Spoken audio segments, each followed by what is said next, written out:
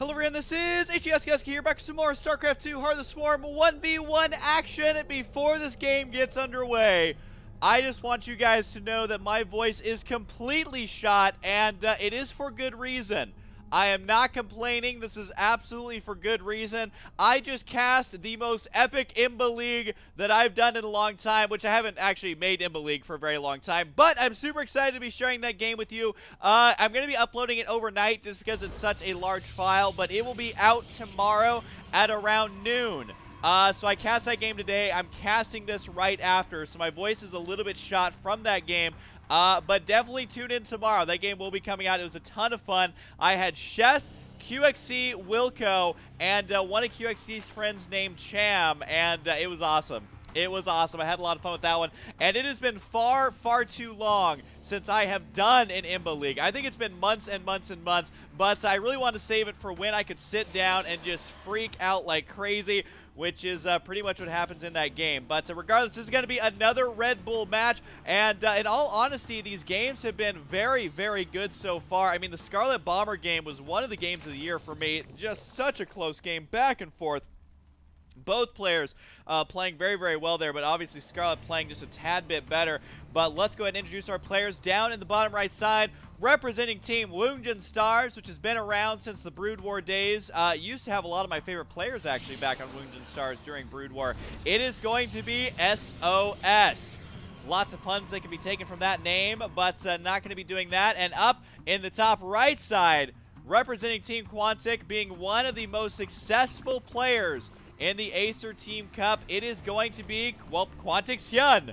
I mentioned Quantic, I think, like 5 times there, but we'll see if he's Hyun-stoppable in this game right now. So it is going to be a PvZ, one of my least favorite matchups to play, but one of my favorite matchups to watch. I like to watch it because I'm so bad at it as Protoss, so watching it means that I can try and hopefully learn some strategies and try and figure out that matchup. Not to say that's imbalanced one way or the other. I'm just bad. I hate Zerglings, man. They kill me every time. But either way, Hyun going to be going for his early expand. This is after getting a spawning pool already, so it's not as early as it possibly can be. There's going to be the links right there. Actually doing a lot of damage on that probe right away. The probe unable to actually get up inside the main base. He's going to try and delay this expansion over here. The drone has been spotted. I'm not actually fully convinced that Hyun actually wants to throw down a hatchery. If this one was to get delayed, would it delay his build that much? I don't think so. He could have built a second queen. He could have built more drones, and could have started his gas there. So it wouldn't have been that big of a deal. I think that's why sOs decided not to try and sacrifice the probe just to delay that. Really, at the end of the day, not really worth it. A second probe actually going to be sneaky moving on out. Now, keep in mind on Frost that top right versus bottom right spawns is very interesting, because you can actually do some pretty crazy timings as Protoss here. Set up pylons kind of over here, maybe down here where they're hard to detect, and you can be very aggressive very, very quickly. There's going to be the huge team logos, which are just so cool. And I want to take just a second to give a mad shout out to Red Bull. They have an esports team now. I know that Rob Simpson, a former Blizzard employment, is one of the main people over at Red Bull kind of promoting their esports. So a big shout out to them. They have invested tons of money. I don't even want to know how much money they've invested, because it is a lot, trying to make esports as legitimate as possible, and this event, Red Bull Battlegrounds, is no different. I'm kind of curious to see what they're going to do in 2014, as they have just been stepping it up every year so far. So awesome stuff there, and they're going to be bringing us some sweet games, and they were nice enough to release these replays to the world out there. So really, just sit back, enjoy a Red Bull, and enjoy some awesome StarCraft 2. Does Red Bull, is that sold in like every country? Also, it looks like, why is this? It looks like he's cloaked. That little flower there kind of is the same color of a cloaked unit, but he's not. He's not the overpowered stealth plant. That'd be pretty crazy. Maybe the 4th race in StarCraft should be a plant race. We already got a bug race and an alien race. Why not? Why not just go full World of Warcraft with a plant race? I guess the Xel'Naga, I can see them as being a plant race. They're kind of wacky and weird. But right here, the Zealot and the Motion Core actually going for some Ling kills right now. Does manage to get one. Hyun is supply blocked, as he did lose one Overlord there to that Stalker, you can see. And this is very uncharacteristic of Hyun. This is a long supply block. Now, thankfully for him, he does already have 6 drones on the way, so it's not that big of a deal. He doesn't have that much money to spend. But the thing is, he only has one Overlord going to be spawning right now, and that means he's probably going to fill up that supply rather quickly, but he does have a second one now on the way. He just has to wait for it. It's kind of a painful thing to wait for, but I think he lost that Overlord just a little bit earlier than he had originally planned. Now, SOS here, notice how he hasn't thrown down any cannons, and I really feel like this is the way to go as Protoss. Do not make cannons unless you absolutely need them. Try and get a gateway first if you can. Oracle actually moving in, does get 3 kills out the gate, might get a 4th one, and indeed it does. 5, 6, 7. This is a surprising amount of damage from the Oracle here. Yeah, workers killed 7, all by that one Oracle over there. And I think this Oracle might get taken out. A little bit of Miss Micro there means that, well, it's very low HP, 16 HP right there. So SOS able to do damage he needs to, and also saves the Oracle. Keep in mind, Oracles are great scouts. Number 1, they fly, which is always good for scouting. But number 2, they are a very quick unit. A movement speed of 4. If you compare that to a Stalker, that's only 2.95, and I think you would consider Stalker a very fast unit. So keeping the Oracle alive is ideal here, and also using it at the later stage of the game is actually quite handy. You can throw down Revelation, causes enemy and neutral units and structures within the target area to grant vision for 60 seconds. Does not affect cloaked or burrowed units or structures. That's something that we don't see very often, but it can be great. I mean, if they're going for lots of Lings or going for kind of a big Roach Hydra army or even Mutalisk, if you can throw that down, then you can keep track of that army for an entire minute, which is actually pretty crazy. You can actually use it as an observer. Whoa! 4 HP there on that Oracle. Gets a little bit greedy with it. Goes for 1 drone kill. The Spore Crawler almost kills it up. But I gotta say that SOS is actually making all the right moves right now. He was able to kill off some workers. He didn't get any unnecessary cannons. He's expanding to his 3rd base relatively early. And the fact the Oracle was able to survive and do so much damage just adds to that. So really, I mean, the way that I like to think about StarCraft is that the early game is the whole game. That's a bit extreme, and that's not the way I should say it, but as a player, that's the way you should treat the game. The early game is the whole game. Now, you should probably only think that while you're playing the early game. There's going to be 2 more drone kills right there. This Oracle out of control. 10 kills now. Could go for the Lings there as well if he left his attack enabled. But what I mean by that saying is that the early game is so important that you need to have a hyper focus, a hyper awareness, and you cannot afford to lose anything because it can start to snowball out of control. Now, does that mean Hyun is out of this game? Absolutely not. What it does mean, though, is that he has to try to expand and counterattack with a lot less stuff than he would prefer to have, and that's exactly what he's attempting to do now. He's running around with these Lings, trying to spot a location to attack. It's not going to happen. That Photon Cannon right there going to be able to protect this location. And SOS has one of the healthiest openings I've seen in a very long time. Hyun, though, going to actually try and punish a potential macroing too hard SOS by going for Hydraless. He's getting the Hydra speed, that muscular augments. He's getting the Zerg weapon attack level 1. The main problem, though, and this is a big one, is that Extended Thermal Lance is already about halfway done. The Overseer does spot it. He knows that Extended Thermal Lance is not done. He knows that he most likely, it's kind of a now or never situation where if you're going to attack with these Hydras, it has to be now, or you have to wait to get something like Corruptors or go for Vipers or just something else, because if you wait too long trying to attack up a ramp with Hydralus versus Colossus with range, yeah, good luck, buddy. There's going to be the Wounded Stars logo. Mad shout out to them. Gotta love good old Wounded Stars. And the Oracle still alive with his 4 HP, continuing to scout around. He's looking for a Spire. He's looking for Hydra upgrades. He's looking for other upgrades. He's looking for basically anything he can, and is doing just that. I mean, he's spotted basically everything he needs to. There's almost nothing hidden on this map that he doesn't know about. There's going to be the Pathogen Glands on the way, as he does decide to go ahead and research that. Wait, if you select this, it shows an over. Is that? That's just so silly to me. The Overlord's just hanging out everywhere, man, as no matter what you click on, it's like, hey, I'm an Overlord. I actually didn't realize that it shows an Overlord. I don't know. Maybe I'm just tripping. But either way, it is going to be an Overlord here. And the Oracle once again survives. That Oracle, man, he has got a story to tell. Also, what is going on with this Spire over here? That Spire, that is like the oldest Spire I've ever seen. That is an elderly Spire over there. I guess, I wonder if Zerg buildings age. Is that in the lore anywhere? Like, do Zerg buildings age? Do Zerg units age? We know that Protoss age very slowly. They're all a bunch of old farts over there, as Terran age very quickly because they just drink and smoke all day. But regardless, that is an old Spire. I guess so. But either way, the Oracle's still alive. Oh my god. 13 kills on this Oracle, 14, 15. I cannot even keep up with it. 16. And that is so, I've never seen an Oracle be so effective this late in the game. I've got to hand it to SOS. You do not see Oracle harass like this very often, and he kept it alive still. Oh, no, it does go down. The Hero Queen right there locks it down. Stretch Armstrong, but at the same time, you know, sacrificing an Oracle to distract your opponent while you kill off his main army, that seems to be worth it. As SOS just absolutely dominating this game. You may look at the supplies and be like, well, that doesn't really make sense. Well, keep in mind that PvZ is a very finicky matchup, and that it does actually make sense. The Mulis over here actually able to return the favor a little bit. I think he's just going to sacrifice these Mutas in lieu of trying to just go for probe kills. I don't know if I'm using that word correctly. I feel like I never do use that word correctly. One last probe does go down. The Phoenix managed to clean that out. Workers killed 13 to 16, so he actually managed to do quite a bit of damage there, but he himself also took a lot of damage. So number one, he did lose more workers overall. Number two, he also lost the mutas, which he absolutely needs here. And number three, now the Phoenix do have air superiority here, so they can begin picking up these drones if they want to. One Hydra here might actually be enough to scare us away, because there's not enough graviton beams there to go around. As SOS, though, I gotta say, 174 supply is a great position for Protoss to be taking a fourth base right now. Hyun, though, does throw down a hidden expansion over on the left side. Now, he just started mining over here, but he does have drones transferring over, and this expansion could really make the difference here. I mean, it's not going to put him ahead in expansions, because remember that Zerg always want to be one base ahead just to be even, so I wouldn't say that having one base ahead gives him an advantage.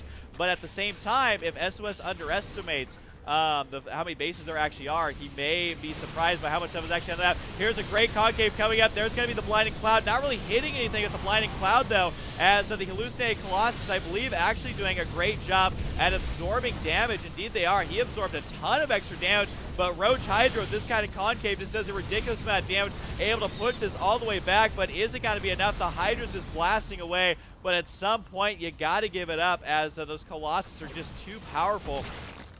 +2, +1, I believe, for both these players here, as we are having the +3 attack on the way for Hyun.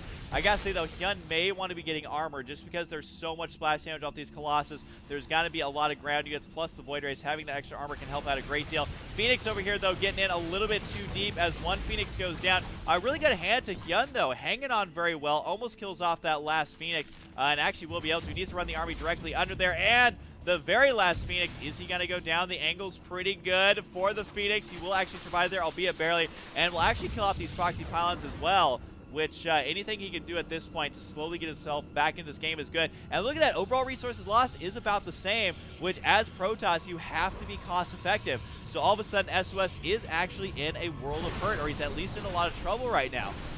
Right now, we do see a lot of minerals for Hyun. Needs to make sure to be mining this gas meter. Finally does get those up. He needed, I feel like, to do that earlier to be able to supplement his army even more with Broodlords, which is exactly what he's trying to do here, but he is very, very low on gas. The Broodlords, though, a great choice. I think that there needs to be something else mixed in this army right now, though. There's going to be the chain links. They do spot the High Templar there, so that is going to be a big tell here. And Hyun has got to be careful. You know, he's got the surface area to be able to split up, but he doesn't really have a good retreat path. Yes, he can safely retreat back here, but that is still a choke point. Storm's coming up. Needs to defend. Needs to move these armies. Hyun decides just to tank it, and that means that the Stalkers are free to blink forward. I've never seen such an easy cleanup for Protoss. The Broodlings are starting to add up here, though, as they're getting lots of kills on these Stalkers. However, the Void Rays just going to town completely uncontested, needed to dodge those storms. And like I was saying, he had a retreat path, but it wasn't a safe one because storms are going to kill those clumped up units.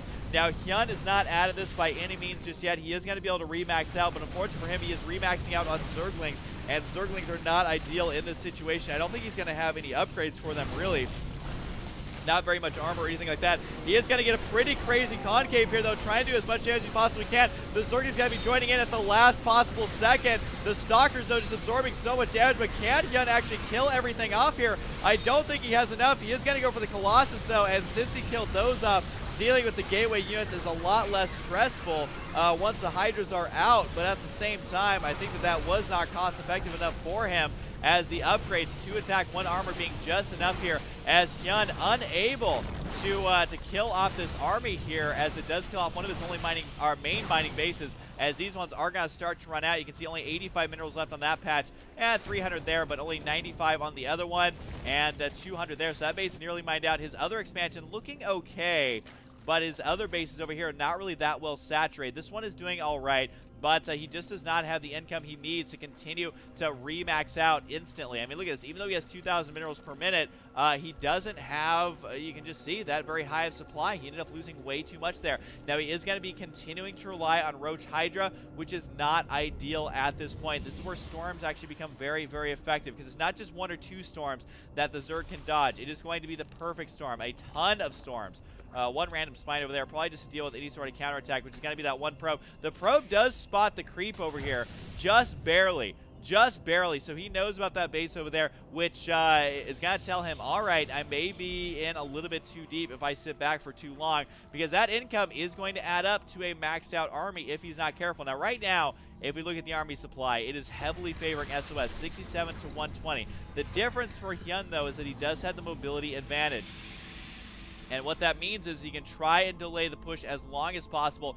1 Zealot hanging over here on the wrong side of town. But if he can delay that push as long as possible, then he can possibly get out exactly what he needs to. But I gotta say, SOS, man, he is jockeying for a great position here. He's just sitting back. He is macroing out. Hyun has got to get something. I mean, 11 Mutalisks is nice, and might actually be just enough to delay the push long enough to get out what he needs. But he needs that power unit. He either needs Infestors for Fungals, he either needs Ultras for that splash damage, or he needs Broodlords just to try and delay his push as long as possible. Or Swarm Hosts. Swarm Hosts would be great if he could get out 10 to 15 of them, but I don't know if he has that amount of time. Really, it's up to the Mutalisks here. Ooh, that Zealot counterattack just narrowly getting avoided there. As well, are the Mutalisks going to spot this? Oh my god, this army's going like completely undetected. Finally gets spotted by the Watchtower. But look at this, a counterattack to the right side, a counterattack to the left side. Spinecrawler is trying to finish. I don't think he's going to be done in time. No, they're not. Does blink directly into the main base. And this is exactly what Hyun did not want to have.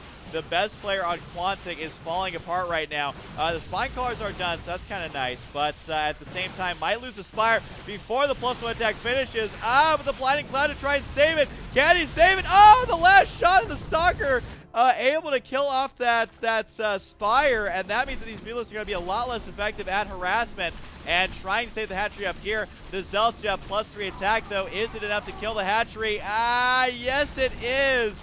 Oh, my God. I don't want to say it's the luckiest counterattacks, but I got to say narrowly killing off both of those very important either bases or tech structures there, as Hyun just really on the receiving end of that counterattack. Now, he still has this base over here. He is still mining the gas off of these geysers, but he needs to be spending this money. He does have another Spire on the way. He kind of predicted that that one would be taken out, so that one is nearly done. And the Mutalisks here are actually able to do quite a bit. They need to begin retreating home, though. These Phoenix is going to town. Sure, you killed a Robotics, but that's not that important considering he's nearly maxed out already. Workers killed 18 to 16, and again, Hyun needs to go on the offensive, but on the counterattacking offensive, not on the just trying to kill a base offensive. He has to kill workers. He has to delay any 5th base. He has to delay the push as long as he possibly can because he doesn't have the upgrades yet. He doesn't have the amount of mutants he wants. I mean, look at this. No upgrades on his Mutalisks. That really, really sucks for him. He might actually want to go for the armor on the Mutalisks. At this point, the Hydras need to turn around and try to engage, but at this point, he is too scared to. Can't say that I blame him. And the Phoenix looking mighty scary. I do believe that they have the Anti and Pulse Crystals, making them attack just a little bit further, which makes them countering the Mutalisks that much easier. But you can see the long distance mining having to take place. I think transferring the drones would have been ideal, although this hatchery is nearly done. So I guess at this point it doesn't really matter. But this game is actually very interesting. I mean, it shows you how hard Protoss has to work to stay ahead, but also how difficult it can be for Zerg to counterattack when and where he wants to. Has to watch out for the storms. Has to watch out for the storms. No, Archon's actually morphing in, but the storms on top of the Hydras gotta be brutal enough. He just ran directly into those storms. Sure, he's gonna kill off a base here, possibly, but my God, those Archons just doing damage here on those Mutalisks, and just a huge loss right now for Hyun. He's going to be trapped back here. He literally has nowhere to run. That counterattack did not work out. He was trying to delay the push as long as he possibly could, but there's so many things that all the Hydras are going to get picked up. This is not looking good. 119 supply. He has no money left over, was never able to fully saturate that base, and SOS just absolutely outplaying Hyun this entire time, showing you the level of the Wounded Stars players. Even though we may not have seen as much of Wounded Stars as you would think, well, their players are pretty good. SOS obviously being no exception here, as he is just absolutely crushing. Got to be going into the natural. There's even a carrier out right now. I don't know if that carrier has any kills, but man, he is looking super, super awesome as carriers, you know when you see those that it is going to be an epic game. I got to hand to SOS. He managed to hold off all the aggression. He managed to just do perfect counterattacks there. And I got to say, I know there may be a lot of frustrated Zergs out there, but Protoss brethren at least learn a little bit from this game on how to play early game PvZ. I actually want to go back just super quick, which I don't normally do, but even down to the opener that SOS was using, I think is very, very important here. Because right here you can see the Nexus is done, and guess what? It's a gateway in the main base again. I want to go back even further here. This is the same opener that we actually saw MC doing, and you can see this is a gateway first off of no scouting. Now, the reason this is really cool is because if your opponent 6 pools, you have enough to defend it back at home if you chrono boost out a Zealot. I believe so anyways. I think that actually works out depending on exactly when you get the gateway. But it also allows you to go for a Nexus before, well, he did it off not even scouting, which is very risky. But either way, he's able to drop the Nexus down there. And if early links show up, you can just cancel that and you'll have a Zealot back at home. And I really like this build for Protoss. I highly recommend doing this. So let's go ahead and speed up, because now when you get the Forge, it's mostly just go for attack upgrades as opposed to going for cans. So after the Nexus, you get your Cybernex core. You're going to get a Mothership core, which helps you on the early defense. Also helps with the early scouting and delaying of scouting as well. Then he drops a Stargate at the entrance of his base, which most likely will be scouted here. This is where the Oracle comes into play, and the Forge on the back of this. So this is going to be completing as well, and this build is actually awesome. And the Oracle harassment is really what put him in the lead this game. And, you know, Oracle harassment is honestly difficult versus Zerg because you have to individually click on the drones that you want to kill, because otherwise the Queen will draw the aggro. And notice that he still does not have a cannon back to his base. So that means he can transition right into a Void Ray, which is going to fill that cannon role anyway. Obviously, though, Void Ray is much better. He expands at around the 8-minute mark, a very early expansion, plus uses the Void Ray to clean up the Overlords, and does scouting with the Hallucinated Phoenix there, and also doing harassment with the Oracle. This build is just sick.